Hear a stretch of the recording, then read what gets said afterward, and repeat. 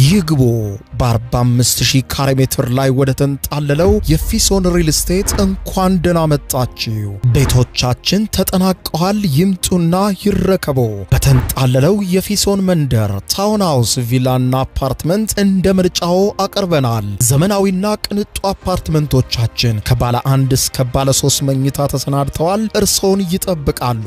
የከርሰ ምድር ውሃ፣ ለተለያዩ ፕሮግራሞች የሚሆን ሰፊ ቴራስ፣ 24 ሰዓት የማይቋረጥ ተጠባባቂ ጄኔሬተር፣ ሰፊና አስተማማኝ የመኪና ማቆሚያ፣ የደህንነት ካሜራ ጨምሮ ይሄ ቀረሽ የማይባል ዘመናዊና ቅንጡ አፓርትመንት። ምርጫው ቪላ ከሆነ ደግሞ የተሟላና በ340 ካሬ ሜትር ላይ ያረፈ በውስጡ 6 መኝታ ቤቶች፣ 7 መታጠቢያ ቤቶች፣ 2 ሳሎን፣ 1 ባህላዊና 1 ዘመናዊ ኩሽናዎችን በውስጡ ያቀፈ ቤትም አለን። ታውን ሃውስስ ቢሉ በፊሶን መንደር ምን ጠፍቶ 5 መኝታ ቤት፣ 6 መታጠቢያ ቤትን፣ 1 ባህላዊና 1 ዘመናዊ ኩሽና አካቶ በ190 ካሬ ላይ ያረፈ 2 መኪና ማቆም የሚያስችል ሰፊ ግቢ ያለው የፊሶን መንደር። ይምጡ፣ ዛሬውኑ የቤት ባለቤት ይሆኑ። በ0952 78 78 78 ወይም በ0952 79 79 79 ላይ ሃሎ ይበሉን። ፊሶን ሪል ስቴት የርሶ።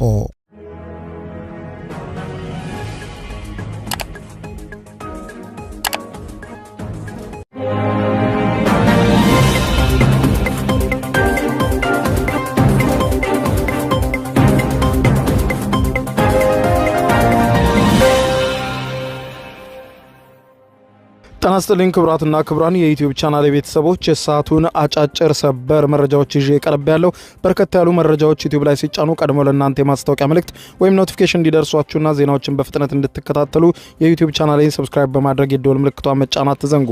ወደ ሰበር መረጃው ስናቀና የአሜሪካ መገናኛ ብዙሃን ዛሬ ሌሊቱን ትራምፕን በከፍተኛ ሁኔታ የሚተቹ ዘገባዎችን ይዘው ወጥተዋል። ሌሊቱን ከሲአይኤ የስለላ መረጃዎችን አገኘን ያሉት መገናኛ ብዙሃኑ ባወጡት መረጃ መሰረት ጦርነቱ ሊጀመር የታቀደው ከወራቶች በኋላ ነበር።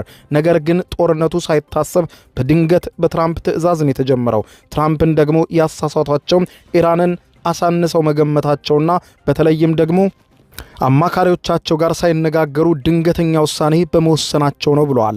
ኢራን የዓለምን ሕዝብ ተአምር ባስባለ ሁኔታ 3ኛ ሳምንቱን በመያዝ ከዓለም ሀያል ከሚባለው ከአሜሪካ ጦርና በስለላ መረጃዎች እጅግ የዳበረ ነው ከሚባልለት የእስራኤል ጦር ጋር ፊት ለፊት ገጥማ እስካሁን ድረስ እየተዋጋች ነው። ጦርነቱ 3ኛ ሳምንት ቢዘልቅም ኢራን የሰው አልባ በራሪ አውሮፕላኖቿን ሚሳኤሎቿንም መተኮሷን ቀጥላለች።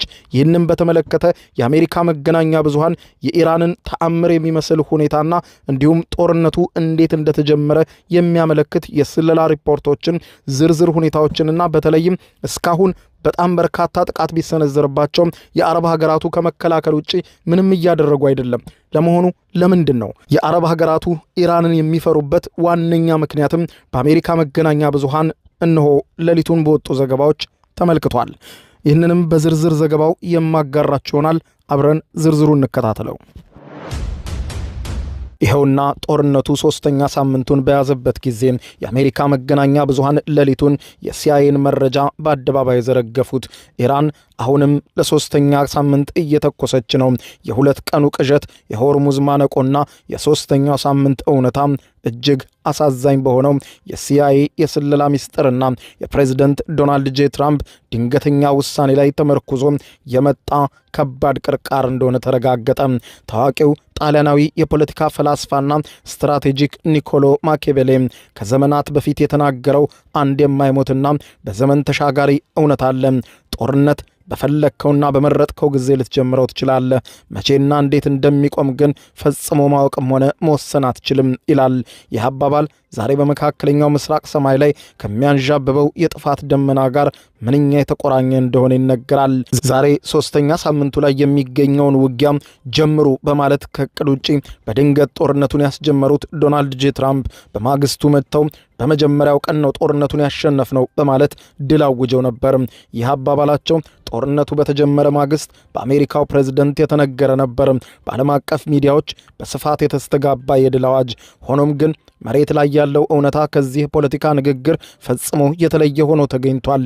የምድር ታላቅ የተባለው የአሜሪካ ጦር እንዲሁም በዓለም ላይ ረቂቅና የማይበገር የደህንነት መረብ አለው ከሚባለው የእስራኤል የደህንነት ተቋም ጋር በመቀናጀት አሜሪካ በኢራን ላይ የከፈተችው የጦርነት በሁለት ቀን ያበቃል ተብሎ ታስቦ ነበር።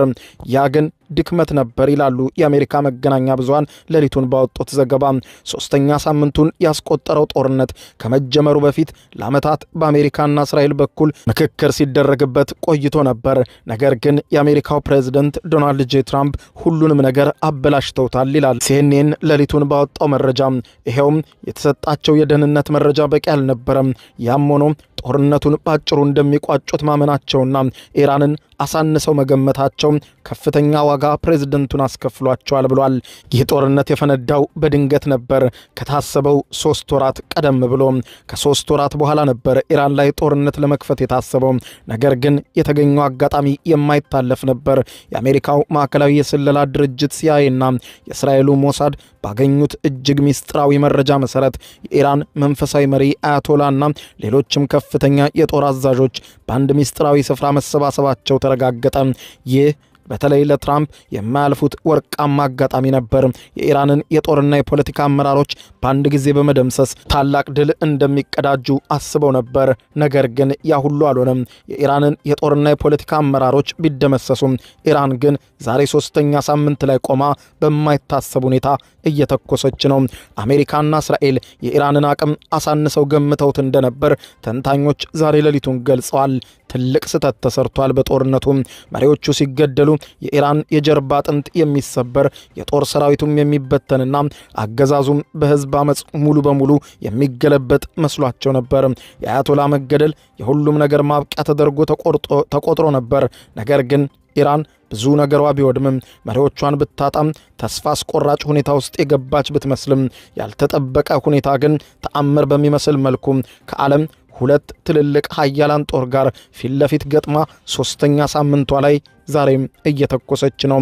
በማዕከላዊነት የሚመራው የኢራን እስላማዊ አብዮታዊ ዘብ IRGC መሪዎቹ ቢገደሉም ወዲያውኑ ወደ ያልተማከለ ስርዓት ዲሰንትራላይዝድ ኮማንድ ተሸጋግሯል።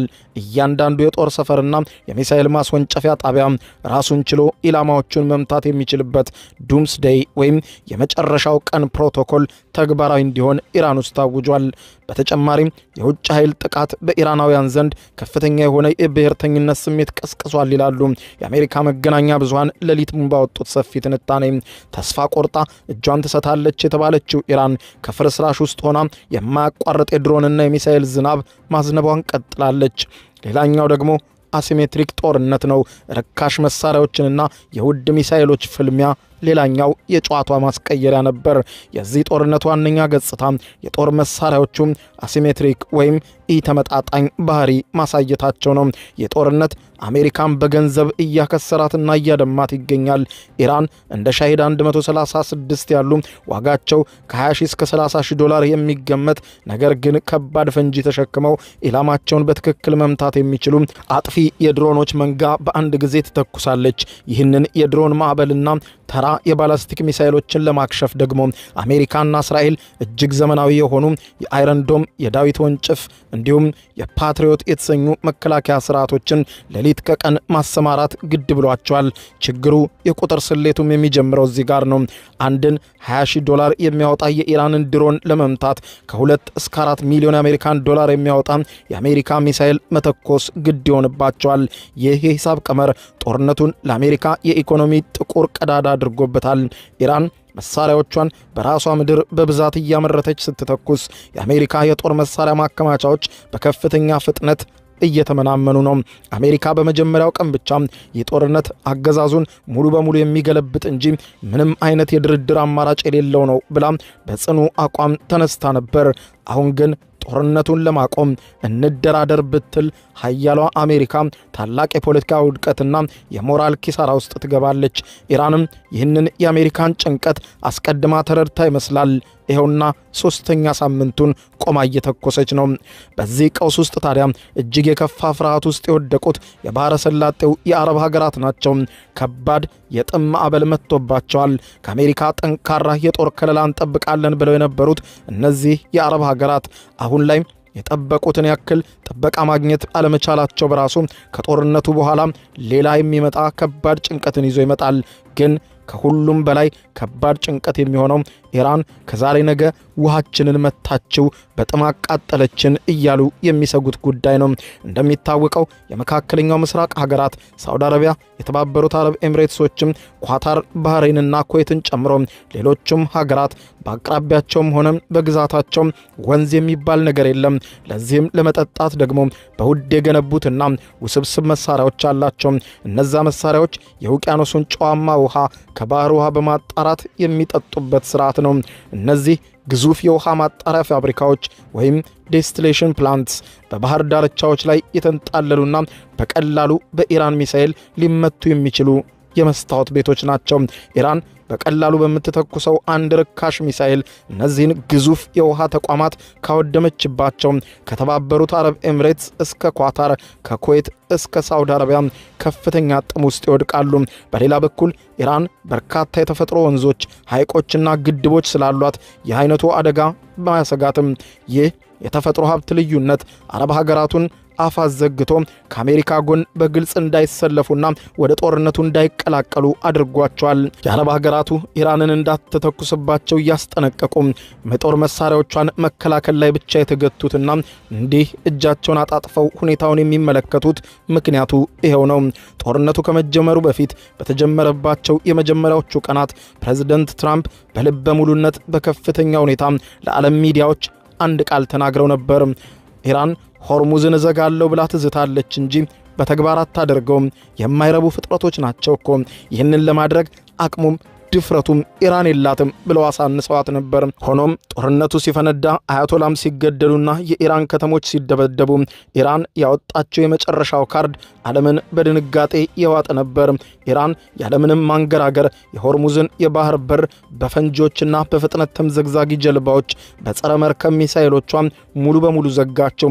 እናልፋለን ብለው የሞከሩ ጥቂት መርከቦችም እዚህም እዚያም በኢራን ተመተው ወደሙ። የዓለም 20 በመቶ ነዳጅ የሚያልፍበት ይህ ስትራቴጂካዊ የባህር በር ተዘጋ። ትራምፕ ወዲያውኑ እንዲህ አሉ ወጥተው ነገ ጠዋት በኃይል እናስከፍተዋለን፣ አትፍሩም፣ የአሜሪካ ጦር ለዚህ በቂ ነው፣ ነገ ጠዋት አፈንድቼ ከፍተዋለሁ ሲሉ ነበር የዛቱት። ነገር ግን እነሆ እስከ ዛሬ ሶስተኛ ሳምንቱን ሲያስቆጥር የሆርሙዝ በር አሁንም እንደተዘጋ ነው። የአሜሪካ ግዙፍ የጦር መርከቦችም ወደ ባህረ ሰላጤው ዘልቀው ለመግባት አልደፈሩም። ይህ ሁኔታ ጦርነቱን ወደ ሌላ አስገራሚ ምዕራፍ ያሸጋግረዋል። በመጀመሪያው ቀን እኛ ብቻችንን ኢራንን በአንድ ቀን እናንበረክካታለን በማለት የተናገሩት የአሜሪካው ፕሬዝዳንት ዶናልድ ጄ ትራምፕ አሁን እውነታው በከፍተኛ ሁኔታ መቀየሩን ተከትሎ ዛሬ ሌሊቱን ባወጡት ማስታወቂያ አረ ጎበዝ ኑና ሆርሙዝን ከኢራን ላይ እናስከፍት እንጂ ሆርሙዝ እኮ ለአሜሪካ ብቻ የሚሰራ መስመር አይደለም ለሁላችሁም እንጂ፣ ስለዚህም የጦር መርከቦቻችሁን ላኩና ተባብረን የኢራንን በር እናስከፍት እንጂ ሲሉ ተናገሩ። የሆነው ሆኖ ግን ያም አልሰራም። የተጠየቁት ሀገራት ሁሉም አንገራገሩ። የጦር መርከቦቻቸውን ወደ መካከለኛው ምስራቅ እንደማይልኩ ገለጹ። ይህ ለአሜሪካ እጅግ አስደንጋጭ ዜና ነው። በዚያ ላይ ኢራን እዚህ ጋር ትልቅ ዲፕሎማሲ መጫወትን ጀመረች። የኢራኑ ውጭ ጉዳይ ሚኒስትር አባስ አራግቺ ወደ ሚዲያ ብቅ አሉና አትሳሳቱ፣ የአሜሪካን ጥሪ ተከትላችሁ አትዝመቱ፣ እኛም የሆርሙዝ ሰርጥን የዘጋነው ለአሜሪካና ለእስራኤል መርከቦች ብቻ ነው። አሜሪካና እስራኤልን የማትደግፉ ከነሱ ጋር የማትተባበሩ ሁሉ በሆርሙዝ ማለፍ ትችላላችሁ አሉ። ታዲያ ምን አለ ብለው ይምጡ። ሶስተኛ ሳምንቱን በዘለቀው በዚህ ጦርነት እንደ ተአምር የታየው የኢራን ሰው አልባ በራሪ አውሮፕላኖችና ሚሳኤሎች የሚመቷቸው ታርጌቶች ነበሩ። ለመሆኑ ኢራን ይህንን ሁሉ ስታደርግ ማን ነው ከጀርባዋ ያለው? ኢራን የተላቀቁ ሳተላይቶች በአየር ላይ ሳይኖራት ነገር ግን የአሜሪካን የጦር ኢላማዎች እያነጣጠረች ስትመታ ዛሬ ይሄንን አልምረውም ስትል እንዳለችው መታው ስታደር የሁሉ ታርጌቶችን የመምታት ስራ እንዴት ተከናወነ? የሁሉ የሆነው ደግሞ በአጋራ ሩሲያ ነው። ታዲያም የስለላ ተቋማት የደረሱበትን መረጃ ሲያወጡ ድንጋጤ የፈጠረው የሩሲያ ጣልቃ ገብነት ነው። ሩሲያ በቀጥታ ጦር ባታዘምትም እጅግ የረቀቁ የሳተላይት መረጃዎቿን ሪል ታይም ሳተላይት ኢንተለጀንስ ለኢራን በከፍተኛ ቁጥር እያቀበለች ነው። የሩሲያ ሳተላይቶች የአሜሪካን መርከቦች እንቅስቃሴ፣ የእስራኤልን የጦር አውሮፕላኖች መነሳትና ማረፍ ለኢራን የጦር አዛዦች በቅጽበት እያስተላለፉ ነው። በዚህ የተነሳ ኢራን ያረጀችና የወደመች ብትመስልም በሩሲያ አይኖች እየተመራች በትክክለኛ ኢላማ ላይ ገዳይ ጥቃቶቿን እያደረሰች ነው። ትራምፕ ራሱ ስለዚህ ቃል በቃል አምነው ሲናገሩ እንዲህ አሉ። ሩሲያ ትረዳለች ብዬ አምናለሁ፣ ልክኛ ዩክሬን እንደረዳ ነው ነበር ያሉት። ጦርነቱ በዚሁ ከቀጠለ አሜሪካና እስራኤል በዲፕሎማሲም ሆነ በኢኮኖሚው ዘርፍ ከፍተኛ ኪሳራ ሊገጥማቸው ይችላል። የፖለቲካ ተንታኞች እንደሚሉት የምድር ወረራ በኢራን ላይ የማይታሰብ ነው። የኢራን መልክዓ ምድር እጅግ ተራራማ፣ አስቸጋሪ፣ በጣም ሰፊና ግዙፍ ከ80 ሚሊዮን በላይ ሕዝብ ያላት ግዙፍ ሀገር በመሆኗ የምድር ወረራ ወይም ግራውንድ ኢንቪዥን ማካሄድ ለአሜሪካም ሆነ ሁለተኛ ቪየትናም የመፍጠርን ያክል ከባድ ነው። ጦርነቱ እየረዘመ ሲሄድ ደግሞ የዓለም አቀፉ ማህበረሰብ ጫናም ይጨምራል። ርካሽ መሳሪያ እያመረተች ውድ መሳሪያን የምታስጨርሰው ኢራን ሀያላኑን ስትራቴጂክ ድክመት ለዓለም እንሆ እንዲህ ስትል አጋልጣለች። ጦርነት ማለት በቴሌቪዥን መስኮት የምናየው የብርሃን ብልጭታ፣ የቁጥሮች ስሌት አይደለም፣ ወይም በካርታ ላይ የሚደረግ የቼዝ ጨዋታ አይደለም። ጦርነት ማለት የሰው ልጅ እጅግ አረመኔና ጨለማ ገጽታን የሚገለጥበት የምድር ላይ ሲኦል ነው። ጦርነት ማለት በሚሊዮን የሚቆጠሩ እናቶች ያላንዳች ጥፋታቸው የልጆቻቸውን በድን አስክሬን ታቅፈው እንባቸውን እንደ ጅረት የሚያፈሱበት የሰቆቃ መድረክ። ጦርነት አባቶችን ከልጆች፣ ወንድሞችን ከእህት፣ አፍቃሪን ከተፈቃሪ በጭካኔ የሚነጥቅ ምህረት የለሽ ጭራቅ ነው። በተለይ ደግሞ አሸንፋለሁ ብሎ ወደ ጦርነቱ የገባው በምትኩ ያላሰበው ነገር የገጠመው እንደሆነ ያ መልኩን እየቀየረ ጦርነት የራሱን መልክ እየያዘ ስለሚሄድ መቋጨቱ ከባድ እየሆነ ይመጣል። ከ2000 ዓመታት በፊት የኖረው የታላቁ የቻይና ጦር ስትራቴጂክ ሳንዙ የጦርነት ጥበብ ዲ አርት ኦፍ ዋር በተሰኘው የማይሞት መጽሐፉ ላይ አንድ አስገራሚና መቼም የማያረጅ የጦርነት ሕግን አስቀምጧል። ጠላትህን አሳንሰ የምትገምትና የራስን ጥንካሬ ብቻ የምታይ ከሆነ ያለ ጥርጥር በጠላትህ ወጥመድ ውስጥ ትወድቃለህ፣ ለከፋም ኪሳራ ትዳረጋለህ ይላል መጽሐፉ። ይህ የሳንዙ ጥበብ ጥንታዊ የጦርነት ሕግ ነው። ዛሬ በአሜሪካ እስራኤል በኢራን መካከል እየተካሄደ ባለውና የዓለምን እስትንፋስ ባሳጣው ፍልሚያ ላይ ፍንትው ብሎ ለዓለም እየታየ የሚገኘው ፕሬዝዳንት ዶናልድ ጄ ትራምፕና የጦር አጋሮቻቸው የኢራንን አቅም ከተራ ወታደራዊ ቁጥርና ከወደሙ መሳሪያዎች አንጻር ብቻ በመመልከት በአንድ ቀን አሸንፈናል ሲሉ ያኔ ነበር የመጀመሪያውንና የጦርነቱን ጅማሬ ሕግ በሚዘገንን ሁኔታ ትራምፕ የጣሱት።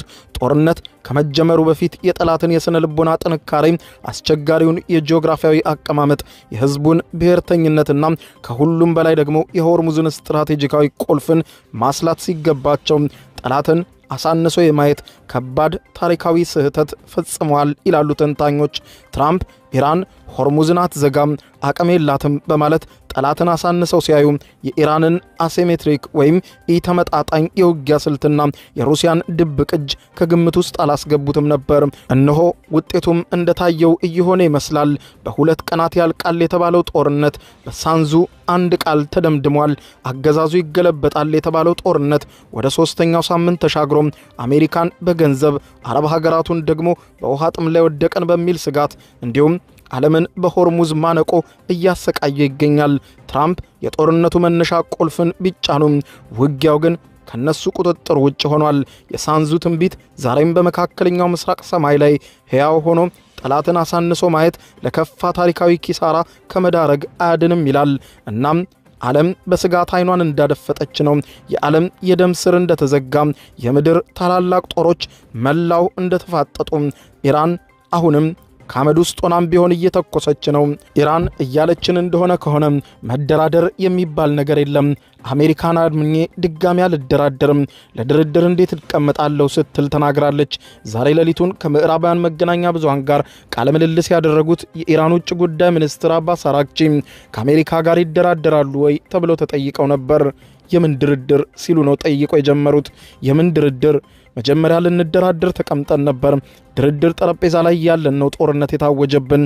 አሁን ላይ መደራደሩን ፈጽሞ አናስበውም ባይናቸው። የአሜሪካው ፕሬዝዳንት ዶናልድ ጄ ትራምፕ ኢራን እንደራደር እያለች ነው፣ ግን እኔ ድርድር አልፈልግም፣ ጦርነቱን በአስቸኳይ ቋጫዋለሁ ሲሉ ተናገሩ። የአሜሪካው ፕሬዝዳንት ዶናልድ ጄ ትራምፕ በጦርነቱ በተከፈተ በማግስቱ ነበር ድል ያወጁት፣ አሸንፈናል ሲሉ። ትራምፕ ይህንን ባሉበት የፎክስ መገናኛ ብዙሃን ላይ ከ3 ሳምንት በኋላ በድጋሚ ቀርበው ትናንትና እንዲህ አሉ።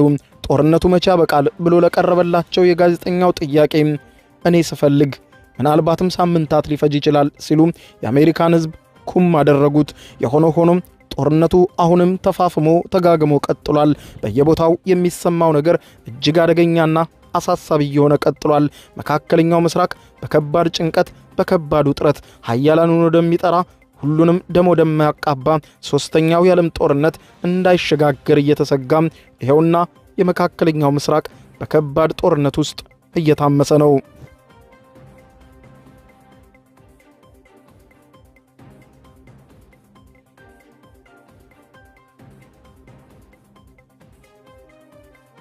የዩቲዩብ የስኬት ሚስጥሮችን በዝርዝር የያዘው የአቤል ብርሃኑ የወይኗ ልጅ መጽሐፍ ሁለተኛ እትም በገበያ ላይ። ዩቲዩብ ለመጀመር በአጭር ጊዜ ስኬትን ለመቀዳጀት አስበዋል? ዩቲዩብ ብጀምር ስንት ብር አገኘሁም ብሎ አስበዋል? እንግዲያውስ በዩቲዩብ 2 የወርቅ 3 የብር ሽልማቶችን ያገኘው የአቤል ብርሃኑ የወይኗ ልጅ የዩቲዩብ ሚስጥሮች መጽሐፍ በዝርዝር ሁሉንም ያብራራሉታል። ዛሬውኑ ገዝተው ህልሞን እውን የሚያደርጉበትን የዩቲዩብ የስኬት መንገድ ይጀምሩ። በሀገር ቤት አከፋፋይ አዲስ አበባ ሜክሲኮ ኮሜርስ መጽሐፍት መደብር። በውጭ ሀገራት ለምትገኙ ከአማዞን ላይ ብታዙ በቀናት ውስጥ ደጁ ይደርሳል። የአማዞን ሊንኩን እዚህ ቪዲዮ ኮሜንት ላይ ያገኙታል። የዩቲዩብ ሚስጥሮች፣ ዘመኑ ጋር ተፈላጊ መጽሐፍ።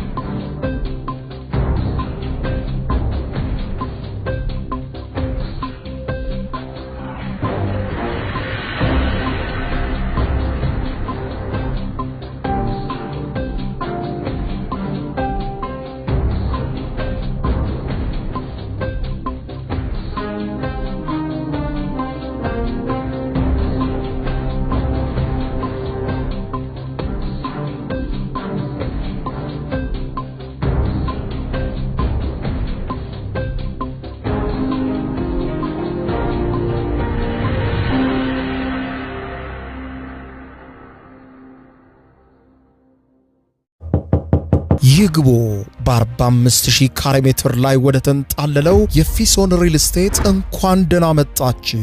ቤቶቻችን ተጠናቀዋል፣ ይምጡና ይረከቡ። በተንጣለለው የፊሶን መንደር ታውን ሃውስ፣ ቪላና አፓርትመንት እንደ ምርጫው አቀርበናል። ዘመናዊና ቅንጡ አፓርትመንቶቻችን ከባለ 1 እስከ ባለ 3 መኝታ ተሰናድተዋል፣ እርሶን ይጠብቃሉ። የከርሰ ምድር ውሃ፣ ለተለያዩ ፕሮግራሞች የሚሆን ሰፊ ቴራስ፣ 24 ሰዓት የማይቋረጥ ተጠባባቂ ጄኔሬተር፣ ሰፊና አስተማማኝ የመኪና ማቆሚያ፣ የደህንነት ካሜራ ጨምሮ ይሄ ቀረሽ የማይባል ዘመናዊና ቅንጡ አፓርትመንት። ምርጫው ቪላ ከሆነ ደግሞ የተሟላና በ340 ካሬ ሜትር ላይ ያረፈ በውስጡ 6 መኝታ ቤቶች፣ 7 መታጠቢያ ቤቶች፣ 2 ሳሎን፣ 1 ባህላዊና 1 ዘመናዊ ኩሽናዎችን በውስጡ ያቀፈ ቤትም አለን። ታውን ሃውስስ ቢሉ በፊሶን መንደር ምን ጠፍቶ 5 መኝታ ቤት፣ 6 መታጠቢያ ቤትን፣ 1 ባህላዊና 1 ዘመናዊ ኩሽና አካቶ በ190 ካሬ ላይ ያረፈ 2 መኪና ማቆም የሚያስችል ሰፊ ግቢ ያለው የፊሶን መንደር። ይምጡ፣ ዛሬውኑ የቤት ባለቤት ይሆኑ። በ0952 78 78 78 ወይም በ0952 79 79 79 ላይ ሃሎ ይበሉን። ፊሶን ሪል ስቴት የርሶ